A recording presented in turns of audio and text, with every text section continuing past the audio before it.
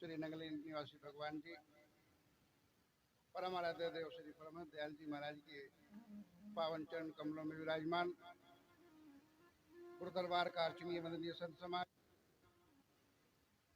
दूर दूर से आए गुरु महाराज की प्यारी संगत, निवेदन है एक बार कुछ स्वर के साथ जय घोष समर्पण की मुद्रा में आप सब पढ़े लिखे लोग हैं, हाथ ऊंचे करके बोलो जयकारा, बोलो मेरे श्री गुरु महाराज की, बोलिए साचे दरबार की, बोलो श्री नंगली निवासी भगवान की जय, बोलो श्री परमहंस दयाल जी महाराज की, बोलिए सत्य सनातन धर्म की, धर्म की, धर्म की, अधर्म का, अधर्म का, प्राणियों में, प्राणियों में, विश्व का, विश्व का, विश्व का। बहुत बहुत धन्यवाद। आप सबको ज्ञात है कि ये जो कार्यक्रम है पूरा एक दशक हो चुका है, यानी कि 10वां कार्यक्रम सोनीपत की इस पावन धरा पर। तो कार्यक्रम का जो टाइटल है वही अपने आप में बहुत कुछ संबोधन देता है, बहुत कुछ इशारा करता है, घंटों बोला जा सकता है उसी पर। हर श्वास श्री नंगली निवासी भगवान जी के नाम। लगभग 600 वर्ष पूर्व कबीर जी महाराज भी कह चुके हैं कि श्वास श्वास में नाम जप वृथा श्वास मत खोए, न जाने इस श्वास का फिर आवन होए ना होए। कहता हूं कहीं जादू क्या बजाऊं ढोल, श्वासा खाली जात है तीन लोग का मोल। इन श्वासों की तो कीमत जिनको मिली हुई है अभी तो हमको भान नहीं होता। इनकी यथार्थ कीमत का पता तब चलता है जब डॉक्टर आईसीयू में होता है और कहता है कि हम कोशिश कर रहे हैं इसको बचाने की। पूरी मेडिकल साइंस की जितनी भी उपलब्धियां हैं वो सब हम खपा रहे हैं, लगा रहे हैं, पूरी कोशिश कर रहे हैं। भगवान ना करे इसको कुछ हो जाए और हम कहते हैं कि डॉक्टर साहब पैसे की फिक्र मत करना, पैसा जितना मर्जी खर्च हो जाए लेकिन हमें ये आदमी चाहिए। 2 वर्ष पूर्व कोरोना में आपने श्वासों की कीमत को देख ही लिया। ऑक्सीजन के सिलेंडर ढूंढे नहीं मिल रहे थे ब्लैक में भी। तब हमें एहसास हो रहा था कि कितने कीमती है ये श्वास। बाप दादों की सारी पूंजी लेकर के भी हम अपनों को श्वास नहीं दे पा रहे। ये इतनी कीमती, इतने मूल्यवान,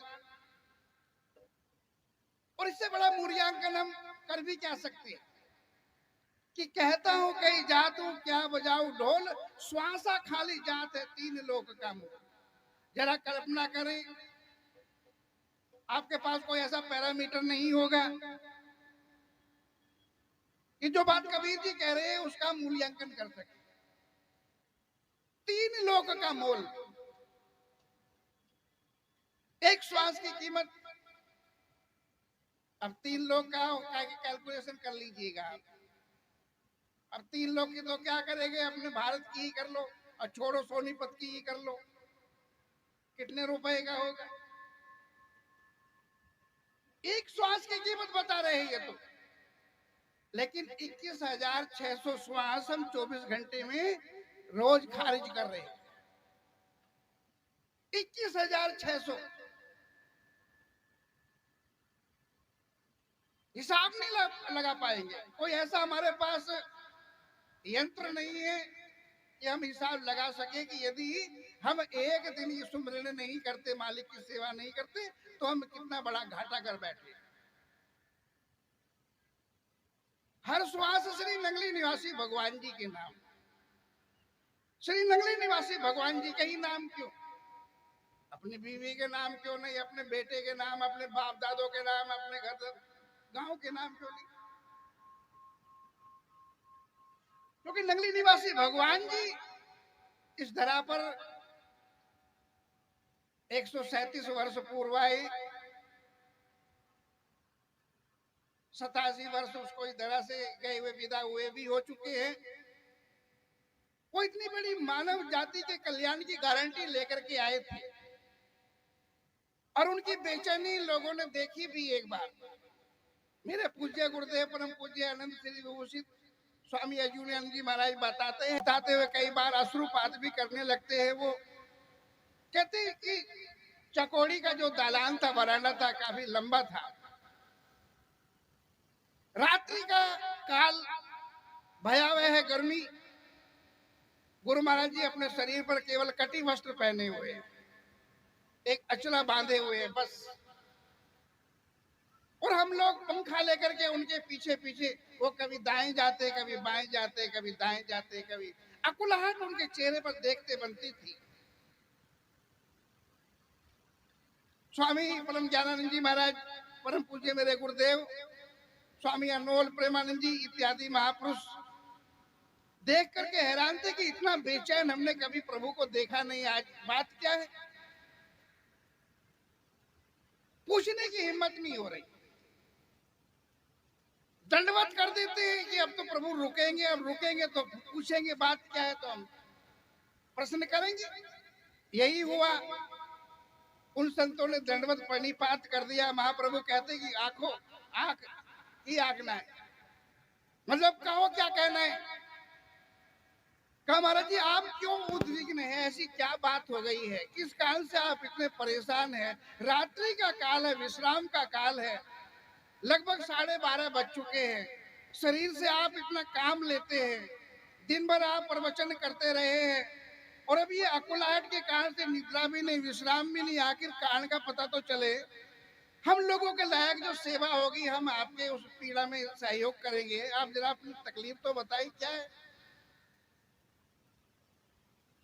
गंभीर हो जाते थे लोकनाथ नगली निवासी भगवान जी। कहते मेरी तकलीफ तो सिर्फ इतनी है, मैं भवसागर में नाव लेकर के खड़ा हूं और दुनिया वालों को बुला रहा हूं कि मेरी नाव में आ जाओ, मैं तुम्हें भव पार कर दूंगा, भवसागर से पार कर दूंगा। सुबह शाम दिन रात मैं यही करता रहता हूँ, लेकिन लोग हैं कि मेरी शरण में आने को राजी नहीं। उन्हें लगता है कि मैं इनका सब कुछ लूट लूंगा, छीन लूंगा, जो छीन ही जाना है देर सवेर इनसे। लेकिन ये लगता है कि ये महाप्रभु हमारा सब कुछ छीन लेंगे। ये मेरी नाव पर चढ़ने को राजी नहीं है। इस कारण से व्यथित हूं, इस कारण से परेशान हूं। अब बताओ इसमें तुम मेरा क्या कर सकते। ये अकुलाहट ऐसे नहीं होती। जहां अपनापन होता है, अपनों के प्रति वात्सल्य होता है, करुणा होती है, ममता होती है, प्रेम होता है, वहां ये सब चीजें जगती है। कितना बड़ा उन्होंने तंत्र खड़ा किया भवसागर से पार करने के लिए, जीवों को डूबते हुए को बचाने के लिए। गजब के सूत्र दिए उन्होंने अपने जीवन में, अनुकरणीय सूत्र, अनुकरणीय जीवन के उदाहरण प्रस्तुत किए।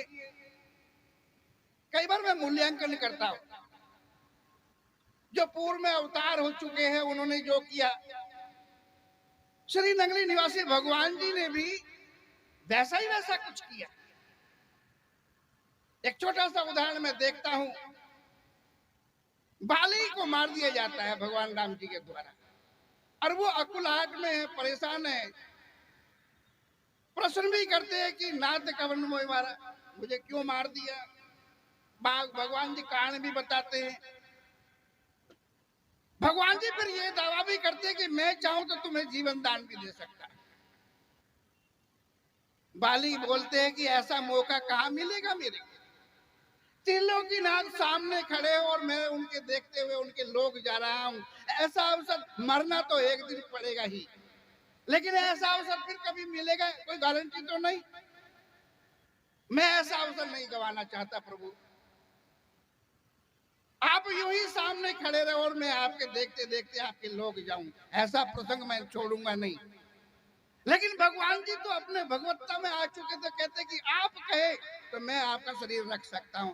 ठीक वही घटना, वैसी ही घटना हूबहू रूपांतरण आप श्री स्वरूप दर्शन पढ़ेंगे तो पाएंगे। उसमें परशुराम जी मुनि हर मिलापी के जो पिताजी थे, नगली निवासी भगवान जी से दीक्षा लेकर के कुल गुरु थे, वो परंपरागत ढंग से कुल गुरु थे, उनके शरणागत हो गए। त्रिलोकीनाथ लोग तो प्रचार में रहते थे, परशुराम जी भी प्रचार में साथ में गए और गुरुमा जी साथ ही ले गए उनको। लेकिन स्वास्थ्य था खराब, वृद्धावस्था, शरीर छूटने लगा। साथ में एक बालक परशुराम जी का, जिनका नाम था टोपन राम जी, मुनि हर मिलाप जिनका बाद में नाम पड़ा। अब जैसे ही शरीर छूटने लगता है, महाप्रभु वही राम के अवतार में जो घोषणा कर चुके थे, नगली निवासी भगवान जी वही घोषणा करते कि परशुराम जी आप कहे तो मैं आपका शरीर रख सकता, मुझे इस शरीर की जरूरत है, प्रचार के लिए मुझे अब ये शरीर चाहिए, क्योंकि आप कुलगुरु हो इस संस्था के, हजारों लोग आपके अनुयायी है, फॉलोअर है, वो समर्पित हो चुके हैं आपके द्वारा मेरे दरबार में, आप कहे तो मैं आपका शरीर रख सकता हूं। जानते परशुराम जी ने कहा मैं भी ये अवसर नहीं छोड़ना चाहता, बाली ने भी वो अवसर नहीं छोड़ा था, तो मैं भी ये अवसर, मुझे शरीर तो छोड़ना ही है, वृद्ध अवस्था है, कहाँ छूटे कब छूटे, आपसे कितना दूर होऊंगा, लेकिन आज आपके सामने है, आप मेरे सामने, मैं आपके होते होते आपके चरणों में विलीन हो रहा हूँ, इससे प्यारा अवसर कहाँ मिलेगा। मृत्यु काल में जैसे बाली ने अपने बेटे अंगद को भगवान जी को समर्पित कर दिया था कि ये आपका अनुचर है, इसको आप अपनी शरण में ले, ठीक वैसे ही पुनरावृत्ति हो रही थी। लगभग 9 लाख वर्ष के बाद ठीक वही पुनरावृत्ति हो रही थी नगरी निवासी भगवान जी के जीवन काल में। भगवान जी के चरण कमलों में मुनि हर मिलापी को उनको प्रणाम कराते हुए कहा कि मैं आपको आपके हवाले कर जा रहा हूँ, इस बच्चे को, ये आपकी शरण में रहेगा, हमारे सिद्धांतों को, हमारी जो परंपरा है सनातन धर्म की उपासना पद्धति है, उसका प्रचार प्रसार करने के लिए मैं आपको समर्पित कर रहा हूँ। उस समय भी त्रिलोकीनाथ नगरी निवासी भगवान जी कहते आप कहें तो मैं आपका शरीर अभी भी रख सकता हूँ, आप बोलिए, ऐसा कोई कह सकता है। लेकिन उस महाशक्ति ने जो 137 साल पहले धरा पर आई टेरी की नगरी में, नगरी निवासी भगवान जी के रूप में, उन्होंने ये चीज कही, तो हमें फक्र है अपने भगवान पर, अपने इष्ट पर, वो इतनी ऊंची सत्ता, तो इसलिए हर श्वास नगरी निवासी के भगवान के नाम नहीं होगा तो किसकी नाम होगा। मुझे तो घटना याद आती है अपने गुरुदेव छेड़ा छाड़ी जब हम करते थे लीलाओं के बारे में, तो प्रसंग भी मुझे याद आ रहे हैं। अनमोल प्रेमानंद जी, स्वामी अनमोल प्रेमानंद जी एक ऐसे संत थे गुरु दरबार के, गुरु महाराज जी के, नगली निवासी भगवान जी के, कि उनकी हिम्मत थी कि भगवान जी से वो थोड़ा थोड़ा मनोविनोद कर लिया करते थे, जिसे कहते मजाक, वो उस संत की हिम्मत थी। स्वामी अनमोल प्रेमानंद जी का तो यहाँ आश्रम भी है ना, यहाँ आश्रम भी है सोनीपत में स्वामी अनमोल प्रेमानंद जी का। उस महापुरुष ने एक बात कह दी, महाराज जी आप तो रेडीमेड भगवान हो, जन्म सिद्ध अवतार हो, आप तो, आपने तो बाल्यकाल से ऐसी ऐसी लीलाएं करी, जैसे कभी राम जी ने की, जैसे कभी कृष्ण भगवान जी ने करी, आपको गुरु बनाने की क्या आवश्यकता है, आप तो रेडीमेड गुरुओं के गुरु है। ये बात तो विनोद में कह दी थी मुनि उसने अनमोल मेरे प्रेमानंद जी महाराज ने। जानते हैं गुरु महाराज जी तमक जाते हैं, एकदम आवेश में आ जाते हैं, कहते तुम कहना क्या चाहते हो, मैं कोई मनमुख हूं, अरे मेरे गुरु जैसा तो किसी का गुरु नहीं, मेरे गुरु तो है ना महाराजाओं के महाराजा, आध्यात्मिक सम्राट मेरे गुरु, परमाराध्य देव परमहंस महाराज जी मेरे गुरु, मैं उनका सेवक हूँ, ये मेरा फक्र, ये मेरा गौरव, ये मेरा भाग्य। और आप कहते हैं कि आपको गुरु बनाने की क्या जरूरत, दंडवत कर देते हैं। स्वामी अनमोल प्रेमानंद जी क्षमा करें, मैं तो ऐसे ही बात को कह बैठा था, लेकिन मैं इतनी गलत बात कह बैठा, इसका एहसास मुझे भी नहीं था। गुरु महाराज जी क्षमा कर देते, उठने की आज्ञा देते और कहते हैं कि ऐसा मजाक मुझे अच्छा नहीं लगता, मनमुख होना बहुत बड़ा पाप है। मनमुख हमको ना मिले, पापी मिले हजार, एक मनमुख के शीश पर लख पापियों का भार। मैं मनमुख नहीं हूं प्रेमी, मैं गुरमुख हूं। ऐसे हमारे आराध्य देव, उस दरबार की सेवा करने का मैं देखता हूं, ये सोनीपत की सेवा समिति हो या चंडीगढ़ की हो, कहीं की भी हो, ये अपना कीमती समय निकाल करके नंगली निवासी भगवान जी के दरबार में जाते हैं। इनको कहने की आवश्यकता नहीं पड़ती। हमारे जैसे ट्रस्टी जो है वो तो कमरे में अपना ठंडी हवा ले रहे होते, ये बरसात में, गर्मी में, सर्दी में इनकी सेवा देखते ही बनती, कहना नहीं पड़ता इनको। जैसे हनुमान जी ने चुटकी बजाने की सेवा ढूंढ ली थी, जैसे भगवान श्री कृष्ण ने जूठी पत्तल उठाने की, संतों के चरण धुलवाने की सेवा ढूंढ ली थी, न होते हुए भी ढूंढ ली थी, ऐसी ही सेवा ढूंढ लेती। ये राह वही है जो नंगली निवासी भगवान जी ने दिखाई थी, और यह राह कहां पहुंचा देती है? भगवान जी ने तो अपने जीवन काल में ये करके भी दिखाया। एक अप टू डेट कोई लाला सेठ आए, जिनके यहाँ बहुत सारे नौकर चाकर थे, मन की शिकायत प्राय सभी किया ही करते हैं। उस सेठ ने भी कहा, महाराज जी मन नहीं लगता, आपने जो मुझे ध्यान की विधियां दी है उनमें मन नहीं लगता। कहते हैं कि ठीक है, नहीं लगता, इसका स्वभाव है नहीं लगने का। जिस घोड़े की आदत रोज 40 किलोमीटर चलने की हो और किसी वजह से उसका सवार छुट्टी पर रह जाए एक दिन, आप देखेंगे खड़ा खड़ा घोड़ा पैर चलाता रहता है, क्योंकि उसको आदत है। 84 लाख योनियों में जिस मन की आदत है भागने की, भागने की, भागने की, वो थोड़ी देर, आधा घंटे के लिए तुम बैठते हो, उसमें कैसे काबू में आएगा? 84 लाख योनियों से आदत है उसको भागने की, दौड़ने की, तो टाइम तो लगेगा। भगवान श्री कृष्ण से अर्जुन ने अपनी समस्या रखी, यही समस्या मन नहीं लगता। भगवान जी जानते हो क्या कहते हैं? अभ्यास तो कौनते वैराग्य से करिए थे, ऐसा से वहां मनो दुर्निग्रम चलम। मैं मानता हूँ ये मन बड़ा मुश्किल से वश में होता है, लेकिन अभ्यास और वैराग से वश में हो जाता है। वश में होता है, दो चीजें देते, दो सूत्र देते हैं भगवान कृष्ण, अभ्यास और वैराग। आज की तारीख में हम उन्हें सेवा सुमरन भी कह सकते हैं। अकेले पंख से नहीं उड़ा जा सकता, पक्षी को उड़ने के लिए दोनों पंख चाहिए। ठीक वैसे ही आपका जो इलेक्ट्रिक ये साउंड चल रहा है, ये जो बिजली के यंत्र चल रहे हैं, न्यूट्रल और फेस दोनों ही चीज होती है, तब ये काम कर रहे हैं उपकरण। ऐसी सेवा और सुमरण जब तक नहीं होगा, तब तक आदमी की चेतना ऊपर ऊर्ध्वगामी नहीं हो सकती, ऊर्ध्वमुखी नहीं हो सकती। लेकिन भगवान जी सूत्रों को जानते थे, नंगली निवासी भगवान जी। उस सेठ को कहा कि तेरा मन चंचल है, कहते हाँ महाराज जी। कहा तो ये झाड़ू उठाओ और आश्रम में लगा करके आओ, बाद में बात करेंगे। संगत बड़ी हैरान हुई कि ये तो माना हुआ समझो सेठ है, और भगवान जी ने क्या सेवा दे दी इसको, ये बुरा ना मान जाए। लेकिन वो भी जिज्ञासु था, वो भी मन के हाथों लाचार था, जैसे अर्जुन लाचार था।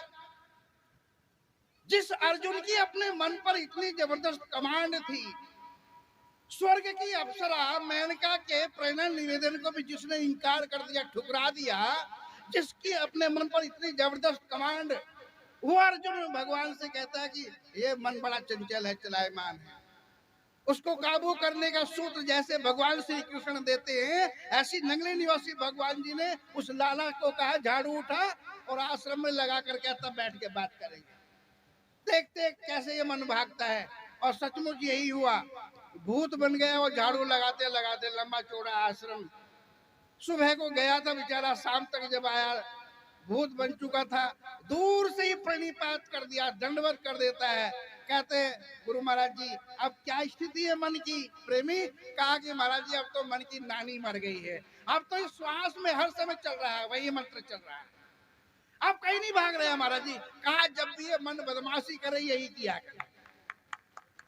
कैसा सीधा साधा सूत्र नंगली निवासी भगवान जी ने आप लोगों को दिया, माध्यम बन गया वो सेठ। लेकिन ये उपदेश केवल उसी के लिए नहीं था, ये समस्या पूरी मानव जाति की है, ये हम सब के लिए सूत्र है। सेवा समिति वालों को तो मुझे कुछ कहना नहीं, ये तो कर ही रहे। मेरे परम पूज्य गुरुदेव श्री स्वामी अर्जुनियान जी महाराज निजी सेवादार थे, कोषाध्यक्ष भी थे नंगली निवासी भगवान जी के, कहिएगा पीए भी थे। मार्ग का रूट जो मैप बनाते थे, कहाँ कहाँ कहाँ कहाँ जाना है, ये वो बनाते थे बैठ कर। संतों की नाम की घोषणा, कितने नाम के साधु अब हमारे पास है और कितने अभी खाली है, एम्प्टी। क्योंकि गुरु महाराज जी फुर्सत में नाम कहते हैं, ये नाम भी आ रहा है जरा लिखो, ये नाम भी आ रहा है जरा लिखो। क्योंकि सन्यासी इतने बन रहे थे कि एट ए टाइम पता नहीं वो लिस्ट में आवे या ना आवे, तो गुरु महाराज जी कहते थे जरा देखो कौन सा नाम खाली है, कौन सा नंबर आ रहा है। कहते थे ये नाम आ रहा है, कहते हैं कि ये नाम तुम्हारा। सन्यास देने के बाद समस्या ही नहीं होती थी।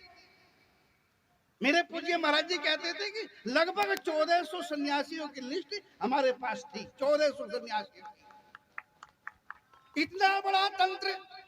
रामकृष्ण परमहंस मिशन के पास में मात्र 800 सन्यासी आज की तारीख में, मात्र 800 आज की तारीख में। लेकिन उस जमाने में देश के विभाजन के समय 1935 में 1400 सन्यासी थे नंगली निवासी भगवान जी के। कितना बड़ा तंत्र खड़ा किया कलयुग के जीवों के उद्धार के लिए, कल्पना की जा सकती है। तो मैं बात कर रहा हूं अपने गुरुदेव की, समय निकाल करके वो झाड़ू लगा रहे थे। नंगली निवासी भगवान जी अपने विश्राम कक्ष से बाहर निकले तो देखा कि ये तो अर्जुन जी, इतनी सर्दी में तुम ये क्या कर रहे हो? तुम्हारे जिम में पहले से ही इतनी सारी सेवाएं हैं, तुमने ये समय क्यों निकाला झाड़ू लगाने का? तो कहते हैं कि महाराज जी, इस दरबार की यदि मुझे ये चाकरी मिल जाए, ये धूल मिल जाए, ये सेवा मिल जाए तो मेरा अहोभाग्य होगा। समय था तो मैंने सोचा यही कर लेता हूँ। द्रवित हो जाते त्रिलोकीनाथ। कहते हैं कि एक वक्त में एक महापुरुष ने एक ही संत की पूजा कराई, एक ही शिष्य की पूजा कराई। समय आएगा मैं अपने सब शिष्यों की पूजा कराऊंगा। इतने द्रवित हो गए उनकी देव सेवा से। तो सेवा वहां पहुंचा देती है कई बार जहां साधना नहीं पहुंचाती। आप देख रहे हैं हर शहर में ये कार्यक्रम हो रहे हैं और उन्हीं का प्रतिपादन होता है, उन्हीं सिद्धांतों का प्रतिपादन, उन्हीं की चर्चा, उन्हीं की व्याख्या। ये हमारे हृदय में बैठ जाए तो इन कार्यक्रमों का करना ये सार्थक हो जाएगा। मैं आज के इस पावन दिन आप सबको, सेवा समिति वालों को बहुत बहुत धन्यवाद देना चाहता हूँ। ओम प्रकाश छाबड़ी जी का विशेष रूप से, क्योंकि दिन भर कार्यक्रम दिल्ली में चलता रहा। अभी भी नंगली साहब पहुँचना है, कुछ लोग आ रहे हैं सुबह वहाँ। तो यदि ये मुझे आमंत्रित ना करते, आग्रह पूर्वक आमंत्रित ना करते, तो मुझे भी आप सबके दर्शन करने का अवसर नहीं मिलता। तो इनके लिए भी मैं बहुत बहुत धन्यवादी हूँ। आप सबका भी बहुत बहुत धन्यवादी। आप सबने ये प्रसंग उपस्थित किया, इस दास को मौका मिला यहाँ आने का, बहुत बहुत धन्यवाद। बोले सदगुरुदेव भगवान की हरिओम तक।